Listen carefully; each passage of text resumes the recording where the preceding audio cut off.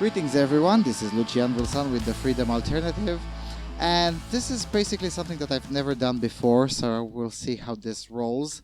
We got a super comment through 22 hours ago from the moment of this recording, more like 48 hours by the time this goes up. Yeah, something to that effect. We got a comment from a subscriber and fan of this channel by the name Super Metal Bro Matt. And we'll basically read his comment and then kickstart a conversation with my guest here, Kurosh. Say hi. Hello. And we're going to kickstart the conversation based on this comment. You'll get the point immediately as I start reading it. So Super Metal Bro Matt says, "Hey there, Matthew here from Australia. Love your stuff, always insightful, blah, blah, blah. I was wondering your thoughts on current journalism and the progressive nature in heavy metal. It seems that metal publications, such as Metal Sucks or Metal Injection, are using quite a lot of the rhetoric found in the social justice community. I also find that progressive views from those in bands like Machine Head are evangelized, where conservative voices are often mocked and ridiculed," I guess he meant. "Do you see this as being the next phase of metal? Do you see metal rebelling against itself and ironically being its next resistance? Sorry for my length, thank you for your time." So, What do I think? Okay. No. Because metal, just kind of by its definition, is already highly conservative. A lot of metal is really evidence-based. Like, either you can play your instruments or you can't. Either you can play drums or you can't. Like, there's no pretending. You know, it's just evidence or GTFO. And it's not just the music. Like, the whole style and the whole lifestyle and the whole philosophy of metal is based around that. And so, what is it? No, I don't think that'll be the future of metal. well, you said that. Hold on. You said that metal is evidence-based, but that's only the style. I mean, yes, sure, you can play your instrument or you cannot. You cannot be partially a metalhead. That's right. But is that philosophy applied to the message as well? Because there is such thing as, I don't know, let's say Rage Against the Machine. It is metal, Right. but in terms of message is rather liberal, degenerate. Right. I think it can be, because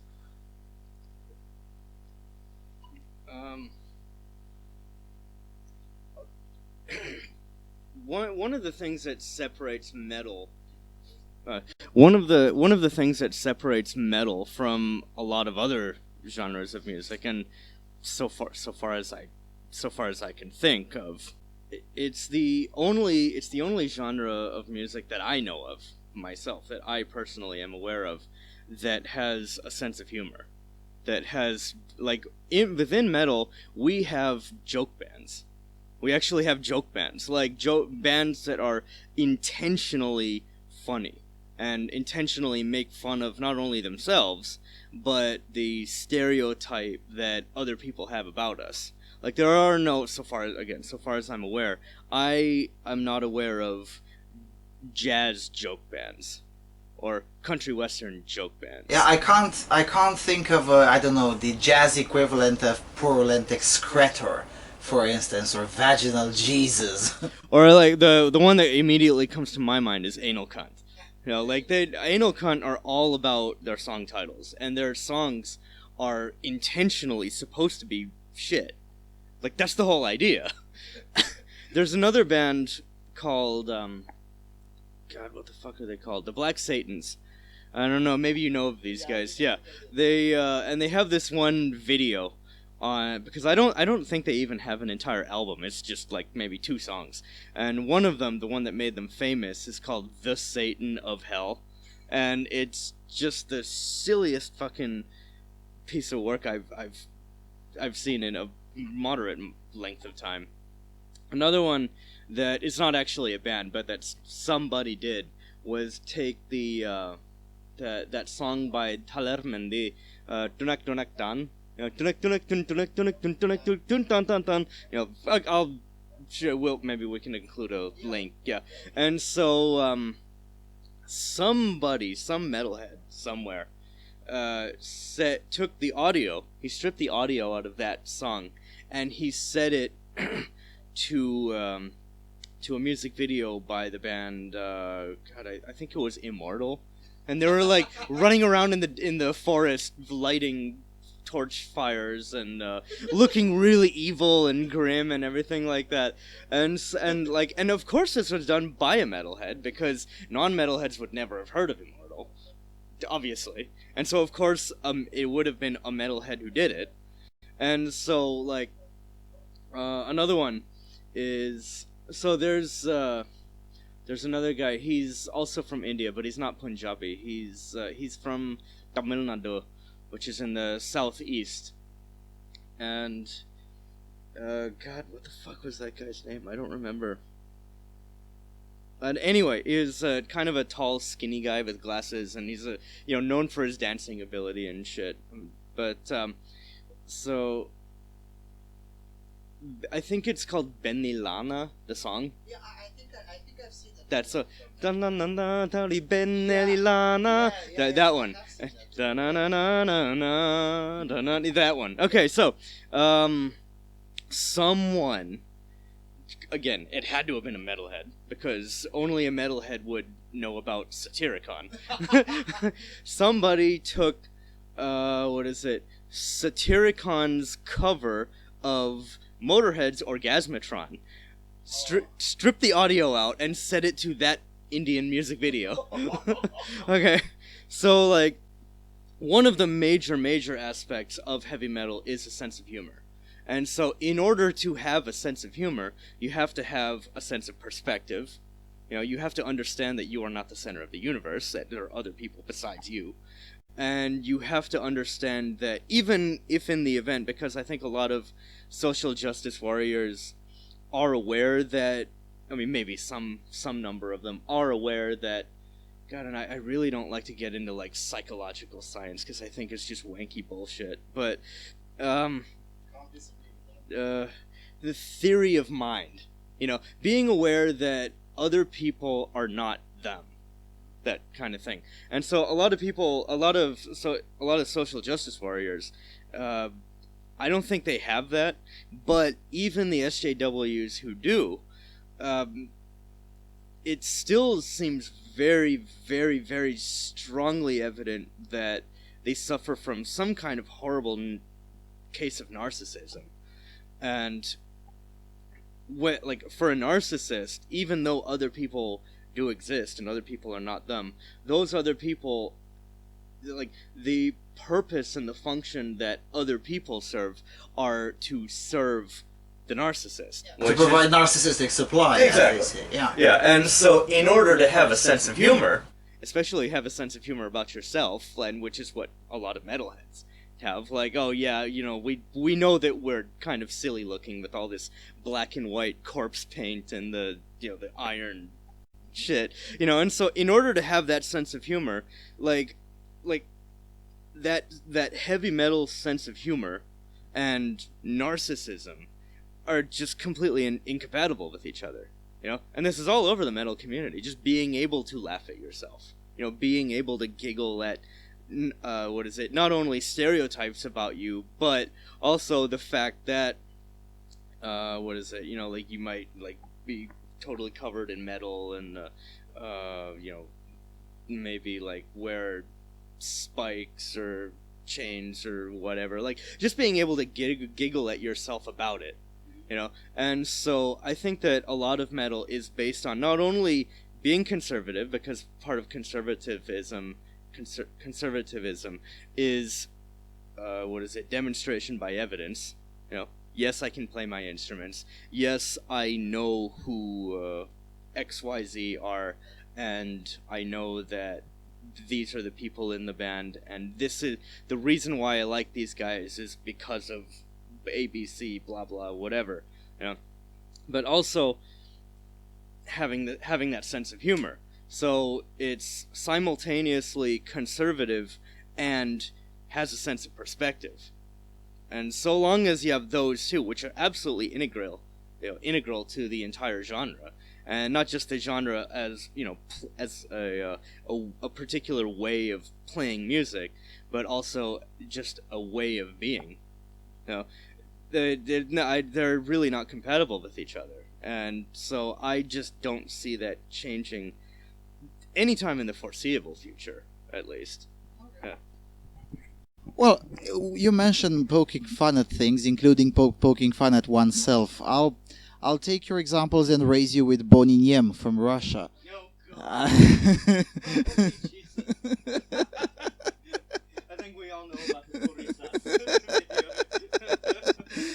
and not only that, but Boniniem has been able to poke fun at 70s and 80s pop hits, like Felicita or things of that nature, and do it right. Or even and take a Ricky Martin, Livin La Vida Loca in thrash death metal. That just bloody rocks. There's another related band called the 10 Masked Men, which every metalhead watching this video right now will immediately, they're probably just kind of like smiling at the very least. And those guys are just absolutely amazing. And I wonder how the singer, produces the vocals without just laughing. Yeah, so not only metalheads are capable of poking fun at themselves, but they're capable of poking fun in an intelligent manner of other genres, which I don't see it ever happening the other way around. I mean, whenever country western or jazz or rap or rap. I mean, can you imagine? Well, actually, in all fairness, in some, especially here in Europe, there are actually collaborations between metal bands and, well, not necessarily rap, but R&B bands, and they work quite well. And it also works in the community in general. I mean, at least in this country, metalheads and rap listeners are usually the only groups that get along with each other because rappers are used to be also outcasts of the society. I mean, come on, think about it this way: rap music, when it emerged in 1990s, it was the taboo breaker. They cursed on TV. They told the politicians to go fuck themselves and things of that. That was unheard of merely several months before. Back when there were still, August 23 parades and things of that nature. So in that regard, there is some sort of understanding. But even so, I can't imagine, an Immortal parody done by a rap band. Like, I'm not saying that none of those things in rap or country or jazz or disco or whatever, I'm not saying that they're not possible. I cannot imagine such an instance. Mm-hmm. Mm-hmm. Like, the only style of music as a genre that I know of that inherently has a sense of humor is metal. Mm-hmm. So. Mm-hmm. Yeah, but our fan basically asked if his question was mostly oriented internally, and I think he does have a point when he says that quote unquote progressive bands such as Machine Head or other bands with progressive themed lyrics, they tend to be more successful in a way in comparison with more conservative leaning bands. I mean, think about it. There is a band that I like. It's from the United States. I like their sound. Now, I don't always agree with their lyrics, which is usually the case, but with every band. But nevertheless, I like the sound that they produce. Yet they get far fewer press, either positive or negative, than similarly sized bands that have progressive leanings. The band that I'm talking about is 20 Pound Sledge, is by an evangelical Christian. He used to work for PJTV back in the days when PJTV was a thing. So there is a trend within metal.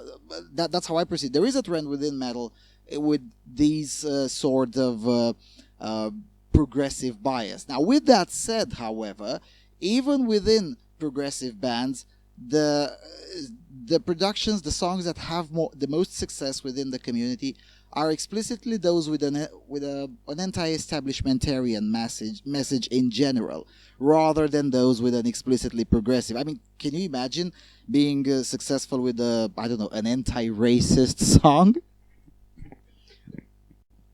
I wouldn't listen to it. I mean, I can't imagine a song based on Tumblr themed about having the preferred pronouns and things of that That nature. would be a joke band. That would, for sure, that would be something that Anal Cunt would probably do.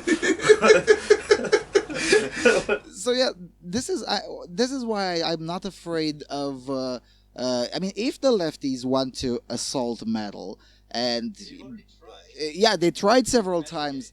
Yeah, and Well, Metalgate was the most recent one, and yeah, Metalgate. Like, whereas, what is it? That whole shirt storm about Dr. Matt Taylor and his shirt, of sci-fi, close to naked women, which was designed for him by a feminist woman. That happened, I guess, a year and a half ago? Something like that. And there are still, we still hear sort of resonances about it, even now, like, on occasion. Metalgate lasted, 6 days? Yeah, like, metal is just, fuck you. Period. Get the fuck out. And yeah, so I'm really not worried. Now, so far as progressivism within particular metal bands, I think that it's actually more of a commentary on the media than it is on the bands themselves, because the media itself we don't require explanation. Nobody watching this video is going to require explanation of the fact that the media is totally leftist run, left leaning, totally liberal, liberal oriented. So we don't have to go into that. And so, because of the kind of money that media organizations and media corporations have to be able to advertise, such as push things on radio, whatever.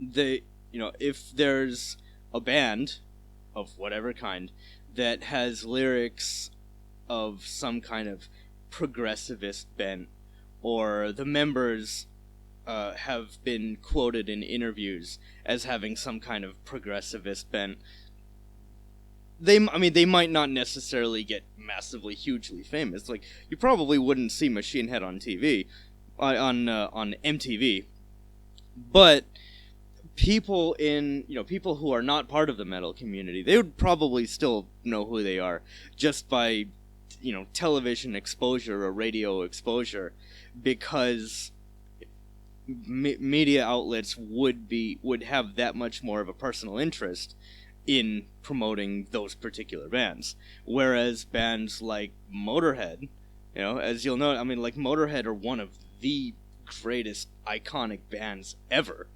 And and of course every metalhead knows them. Every metalhead knows who metalheads don't like one. Exactly. And yet, if you listen to, radio, even radio that is oriented towards rock and roll, because every concert that Motorhead would play, when they come on the stage, Lemmy would come to the mic, and there are no, flashy kind of, Iron Maiden type kind of, theatrics with Motorhead, like fireworks going off and, thank you Birmingham, whatever, any kind of thing. Like, Motorhead, they just come on stage, and Lemmy says, "We are Motorhead, we play rock and roll." Simple. They never even really considered themselves to be a metal band. They're a rock and roll band. They're a rock band. And even on radio stations that are oriented toward rock and roll, you would never hear Motorhead. And of course, you can speculate as to why that's the case, but when you consider the fact that Motorhead are completely anti-government and anti-religion, and not just anti-Christianity, because the left is totally anti-Christianity, but they really just seem to love Islam. Amazingly so. Fucking, what is it? End rape culture, stop rape culture, stop homophobia. Now let's bring in 1 million Muslims. So, for some reason, the left seems to be perfectly fine with Islam. They just hate Christianity. Motorhead are totally anti-religion in all forms, and they're anti-government. And, of course, leftism, in order for leftism to exist, you would have to have big government. And so, I mean, obviously you can speculate as to why they don't get played on the radio, but I think that's a significantly contributing factor as to why they don't get played on the radio. Yeah, that is to put it mildly, for sure. Now, generally, going even more in general terms, when it comes to metal, it is an extreme genre, or even I would say an extremist genre. And there is room for all sorts of extremism. I mean, if we go from Satyricon, who depicted satanic rituals in their clips and on stage, Gorgoroth could go even further than that. You actually kill goats on stage. Yeah, and then you go through, I don't know, let's say Temnoje from Russia, which they literally sing National Socialist black metal. And so the problem that the lefties will have in ever even at least successfully try to take down metal, because I don't consider the previous Metalgate to have been even a successful attempt. Not even. It lasted not even a week. Yeah, just they came and then we shot it down and then it was gone. There you go. So. In order for them to even put up a decent, successful attempt, they would still lose. But if they would put a successful attempt, they would have to somehow figure out to work around the genuine diversity that exists within metal. Because, all those shenanigans, there was a cuck from, I think he was from Oxford, but I could be wrong. I know I made a video about this last year around this period of the year. But basically he attacked pagan metal because it's white-centric and Eurocentric. Yeah, I remember reading about that. Yeah. And, I was like, well, there is such thing as, for instance, Arshamis from Iran. That's pagan metal. And the guitar player is actually a friend of mine. Yeah, I got to meet them personally in the Netherlands. There is such thing as Arshamis. There is such thing as pagan metal from Pakistan, for crying out. There's pagan metal from China, from Zimbabwe, from Saudi Arabia. There's an entire culture of metal from Zimbabwe. Yeah. There's a whole culture of it. There you go. So, considering this, and considering not only that the ethnic diversity within metal, but the diversity of ideas, because that's the only diversity that actually matters. And it's also the only type of diversity that leftists and liberals don't give a shit about. There you go, yeah. I mean, diversity in terms of how you look, but heaven forbid we have some actual diversity in terms of what we think about things. God forbid somebody should fucking disagree with you. Yeah. So, considering the actual intellectual and ideological diversity that exists within metal, going, from baby metal to Temnojer, or from Emperor to some obscure rock and roll metal band from Zimbabwe, this kind of radical diversity, I would argue it doesn't come close in most of other genres. Maybe rap would be close enough to that. I mean, there is rap in Vietnam, there is rap in Japan, there's rap in Pakistan. I mean, there is some sort of diversity within rap, although the rap community is not really that internationally connected. Rappers from France collaborate with rappers from, Algeria or things like that, but it's not really that connected as it is with metal. Because in metal, metal actually goes beyond being a style of music. Like, it's actually a family. It's an international family, and that sense of family and connectedness, I actually have not seen that in any other style of music. Like, when a rapper from, say, Beijing, and a rapper from Johannesburg, and a rapper from Cairo, they meet each other. Maybe they might, they might possibly have a drink together, maybe, or they might talk about, it's like, oh yeah, have you heard this rapper from Moscow, this guy, oh yeah, that's pretty cool, etc., etc. And they would get along, but I don't see that culture of family and connectedness that is automatically inherent within metal in any other genre of music that I've noticed, that I've witnessed. I just haven't seen it. I can definitely attest to that. I mean, last weekend, 2 weekends ago, actually, when I was in London at the International Conference on Men's Issues, the metalheads were basically sticking together. I mean, And two new. I told you at the bar yesterday that there was a girl with a blue hair who, and she was afraid that she wouldn't be allowed in the conference because of the hair, and I was like, come on, that's silly. And the thing that basically convinced everyone, okay, yeah, she's probably legit. She had metalhead outfit, and instantly she got along with the 4 or 5 other metalheads that were there. Metal is a family, and none of the 7 or 8 metalheads in there had ever met each other or even spoke with each other online. Yeah, and instantly got along with each other, and bought food one for another and helped each other. That's something that you don't see in other culture. Or I remember when a few foreigners got lost at a festival in Timisoara. The same thing. I mean, it wasn't even a question of whether they will get help or not. The only question was who has bigger space at home to house them, who has more food available right now because they were hungry. That was the only question. Of course, there was no question that they will get help, until they get back on their feet, which is something that I think it has been fomented in over decades. I mean, this community is much older than social justice warriors. And even though on a historical scale is not really that old, I mean... It dates back, at the very least, to 1967, when the self-titled debut by Black Sabbath came out. Yeah, around... Yeah, and that's 50 years, 49 years. So it's not really, on a historical scale, it's not that old. But it's remarkably tight-knit, considering how geographically disparate it is. I mean, there are huge cities on this planet where there is no metalhead, and there are a lot of metalheads that are very, very far from any civilized society. Yet, when a metalhead from wherever in the middle of the map comes to, I don't know, let's say Amsterdam at a metal festival, there's not a question that that particular individual will have. I would even go as far as to say friends at that festival in just less than one day, and that's the thing that lefties simply can't fathom, can't they?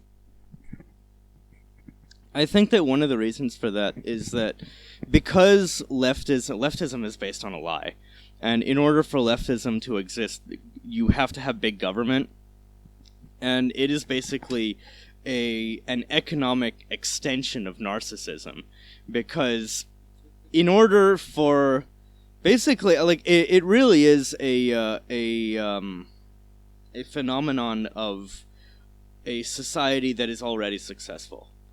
Like, times are so good and times are so abundant that Buddy is able to sit around and have other people give him money because, and so what is it?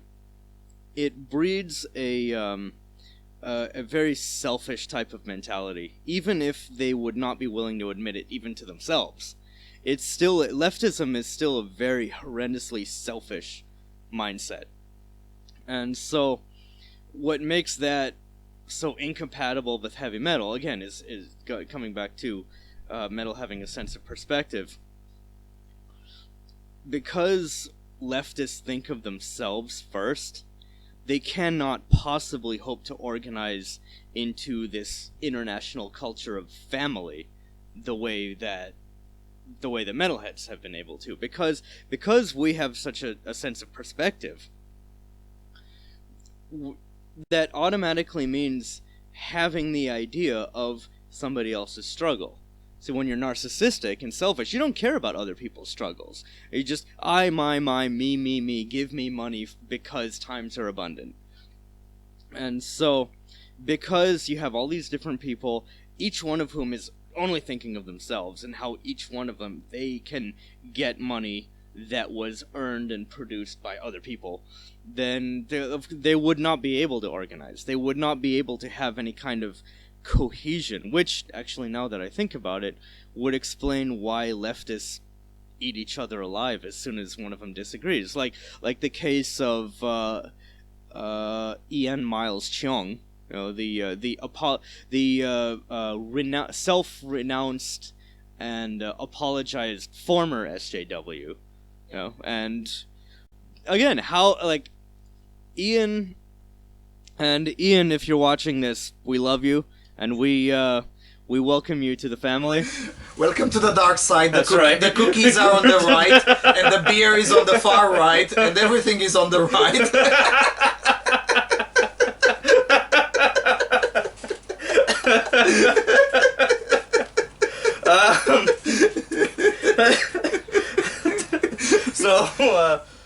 What is it? So, like, Ian had basically the independent thought to just to disagree with something. I actually don't even remember what it was that he disagreed on.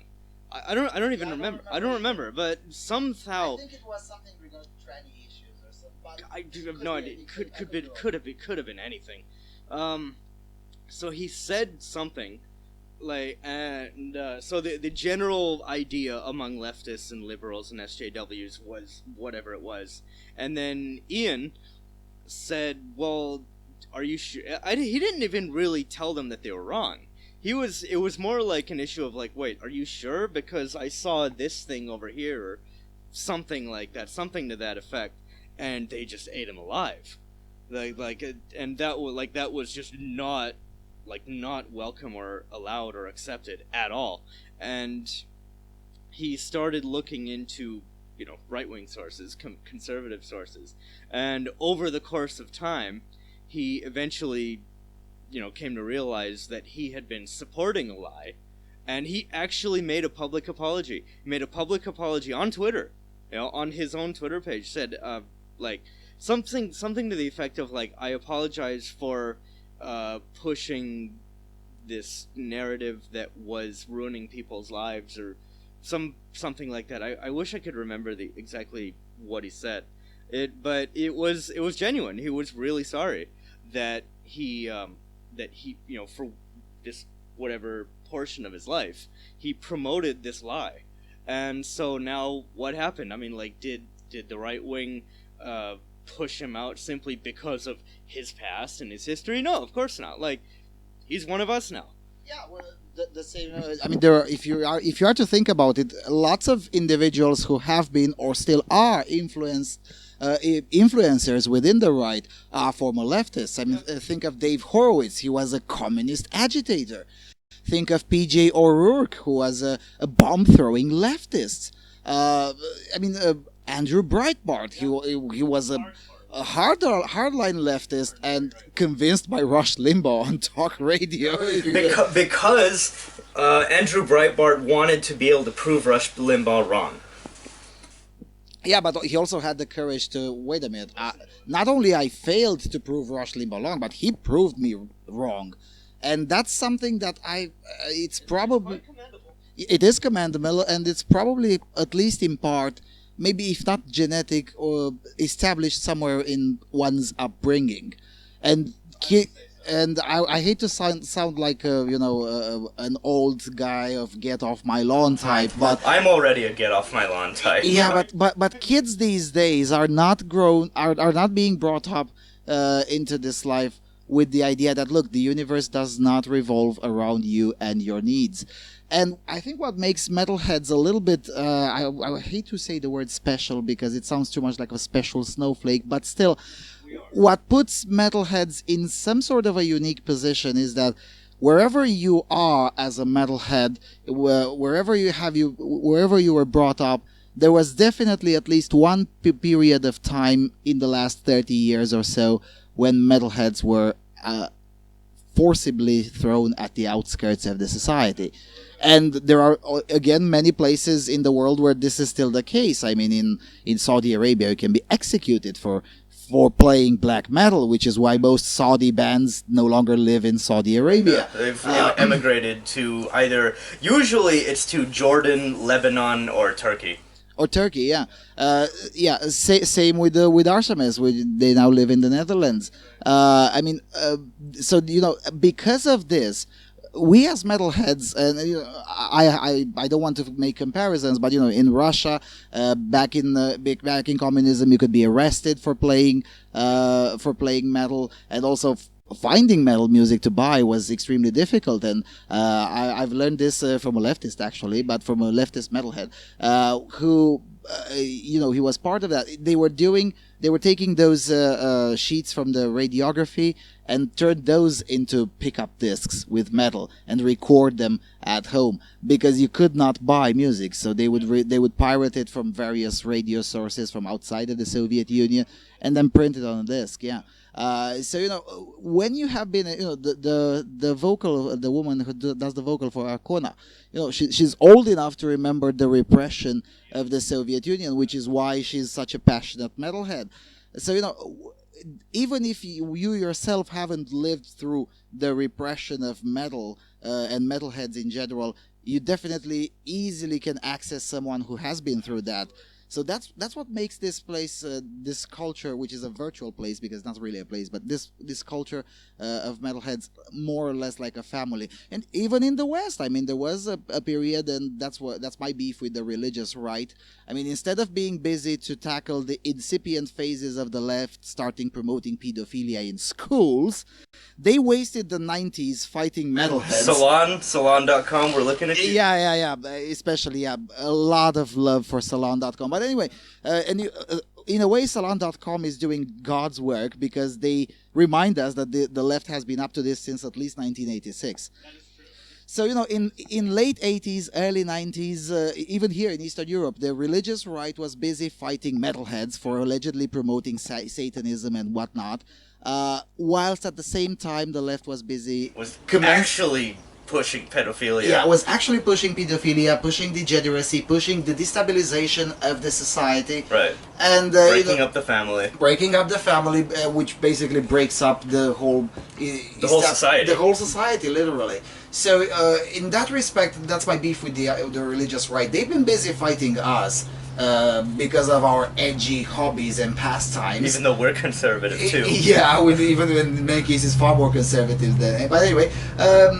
they've been busy fighting us, whereas the actual enemy has been busy indoctrinating the next generation. And this shows, I mean, you've seen in this city that, there are now kids, 12, 13, 14-year-old kids coming into the metal... Yeah, coming to the metal community. That's great. But you know what? In Western Europe, I see very few kids coming to the metal community. Far fewer per capita than here. Now, admittedly, metalheads will always be a tiny minority. But on a per capita basis, there are far fewer people coming into metal, except for France. I mean, the French really like their metal. JJ France, but except for France and maybe a little bit of the Netherlands. I mean, in Norway, they're also promoting it. That's fine. But in Sweden, for instance, there are bands that have to leave Sweden in order to make money. Not because they don't have fans, but because you have various shenanigans from the state. Sabaton has been under certain investigations for hate speech because because of the Panzerkampf songs or things of that nature. And I mean, it's coming again in a way, because metal music and the metal culture, it kind of is the canary in the coal mine in a way. Well, us and the comedians. Yes. The comedians and metalheads are basically the canary in the coal mine. Whenever you see either of these two groups starting to be censored by the media or by the government, or usually by both, once you see these two groups censored, well, get ready. A significant tidal wave against freedom of expression is coming. I don't really have anything to add to that. That's pretty much it. The way they prosecuted Sabaton was particularly and in Germany. I mean, think about it. In Germany, how many German bands actually now reside in Hungary or in I mean, there are a lot of, for instance, and I'm not talking just about the very edgy National Socialist black metal type of bands. No, just regular bands, who just happen to have message that is geared towards, I wouldn't even say conservatives, but rather geared towards Germans born in Germany rather than the new Germans. and they were taken in a. They became, the enemy of the establishment the second that they started to promote things that are of interest for German fans, rather than of interest for the new Germans, the newcomers. And these kinds of things may happen again, and I think that's where the danger lies for the metalheads and for the metal community in general, rather than from SJWs. I really think that as opposed to, I mean, the SJWs haven't been able to defeat gamers, who are usually far more pacifistic than we are. I just think that the SJWs, that part of the left, are just too weak to put up a genuine fight with us. And on the subject of Gamergate, I actually just finished reading Vox Day's SJWs Always Lie. And by the way, Vox, if you're watching this, thank you. That's a very good book. That's right. I tore through it in a day. It was absolutely beautiful. And he mentions in there, what is it? That there was a joke among, smaller, more minor media outlets that SJWs or the left or liberal, liberals have picked a fight with people who, people who kill monsters, who slay monsters and kill gods as a hobby. So they didn't have a prayer. Yeah. They didn't have a chance in hell.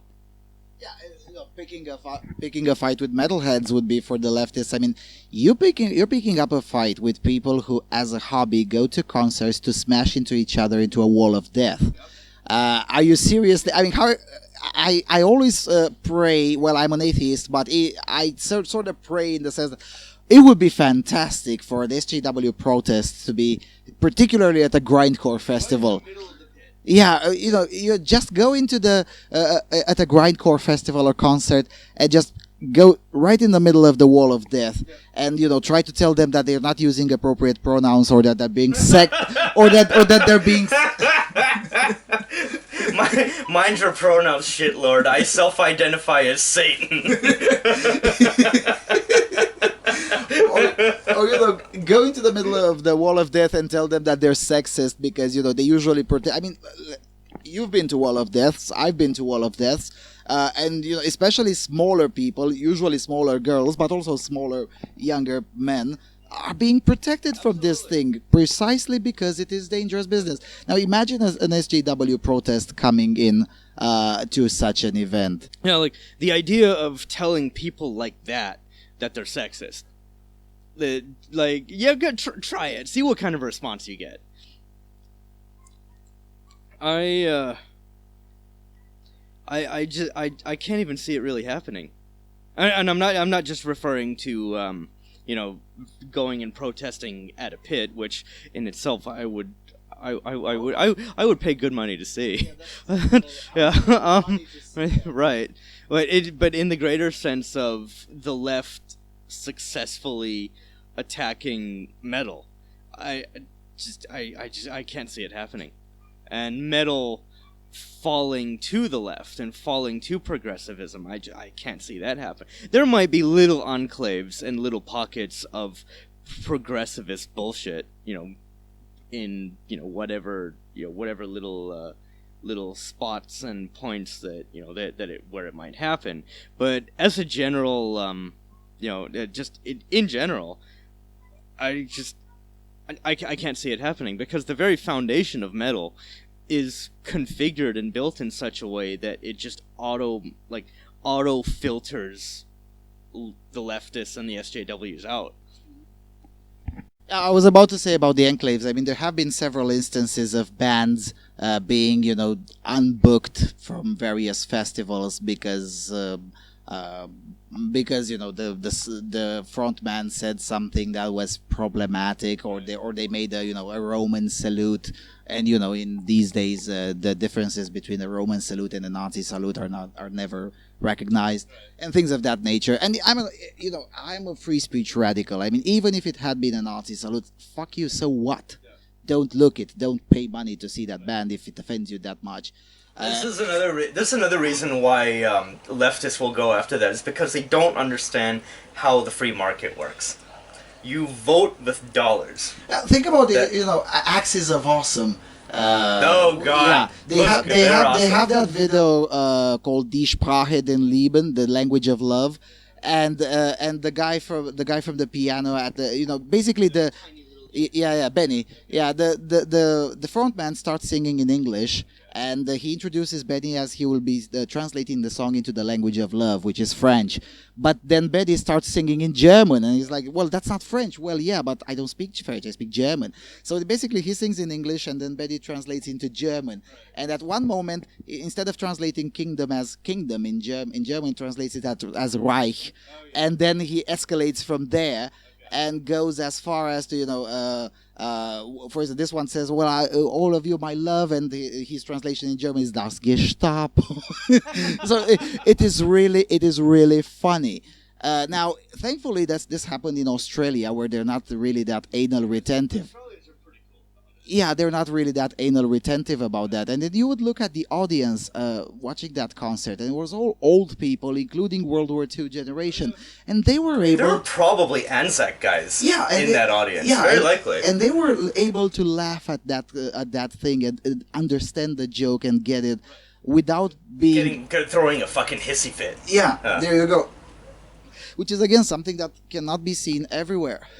But on a more broader sense, there have been several instances of bands unbooked or uninvited, disinvited from various events or things of that nature. But in general, in my experience at least, even with left-wing metalheads, and yes, we do have those, although they're a tiny minority, but even left-wing metalheads are more or less like the old Bolsheviks. And old Bolsheviks, those that are still alive today and are able to witness the modern left, even they believe that the modern left is degenerate.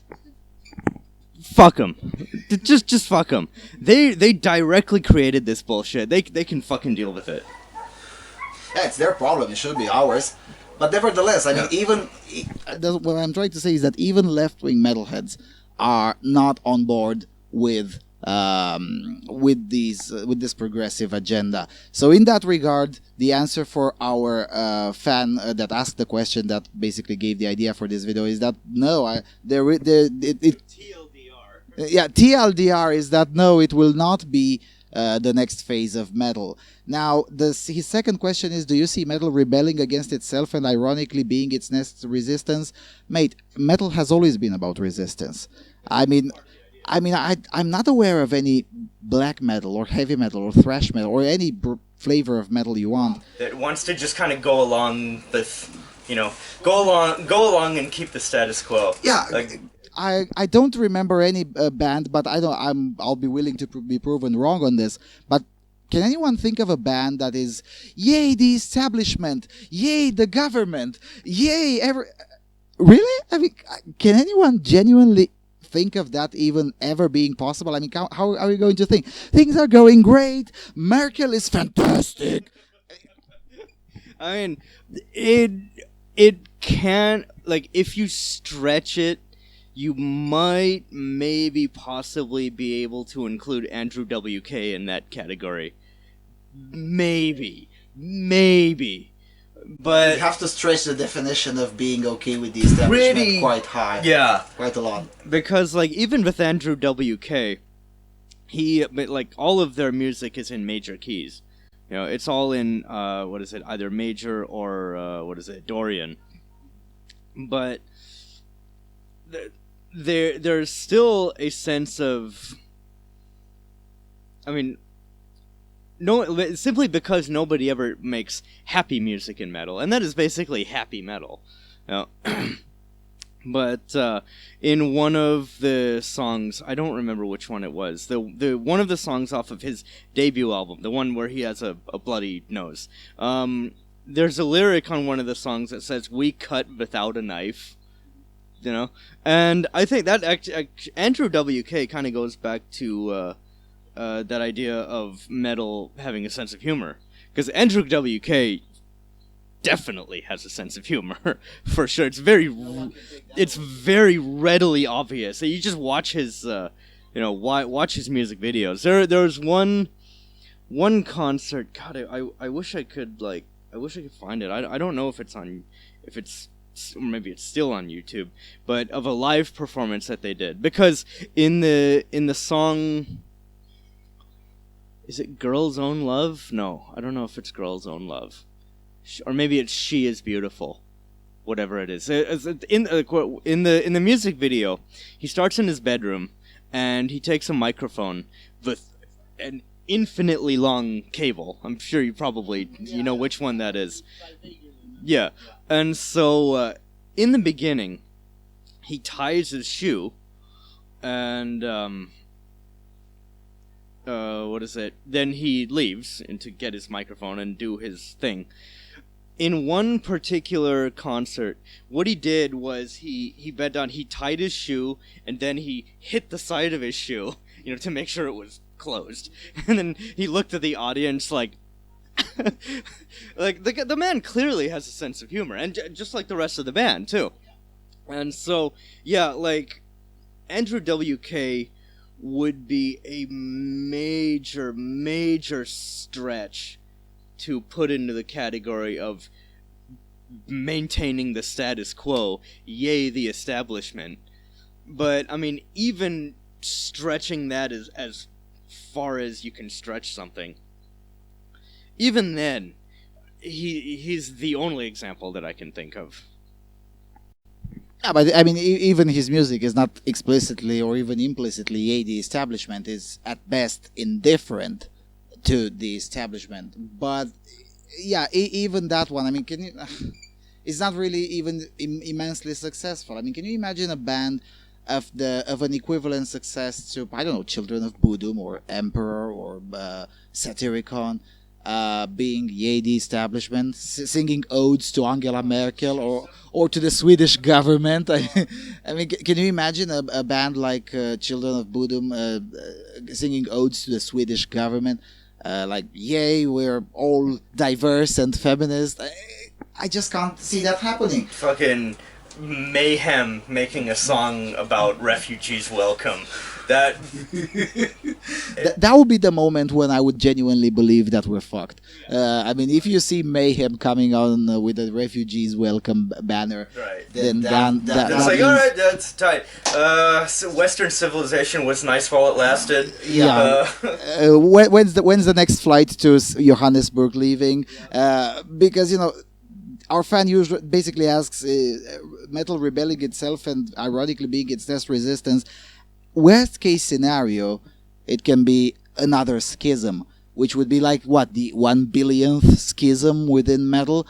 I mean, the fact that we talk about various flavors of metal has been a subject of contention. I mean, is Venom black metal? Maybe not, depends on who you ask. There are people in the metal community who do not consider gent to be a legitimate genre of metal. Like, they'll consider gent to just be a way of playing. And even that, like, I think it was Randy Blythe of the metalheads know who he is, and the non-metalheads won't even know his band. So it's Lamb of God for anybody who is not into metal and wants to find out about metal. He had said at one point, and again, this goes back to heavy metal having a sense of humor. Like, if we're gonna call that gent, why didn't we just call doom metal done? So, if you listen to Dark Funeral, it's definitely done.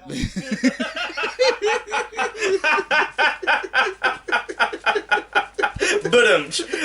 Or actually, it's not ba-dum-ch, it's like the cab driver that drove us here. Oh, that's right. Proposed Dark Funeral for that. On our way up here earlier today, we passed by a funeral procession. A funeral procession.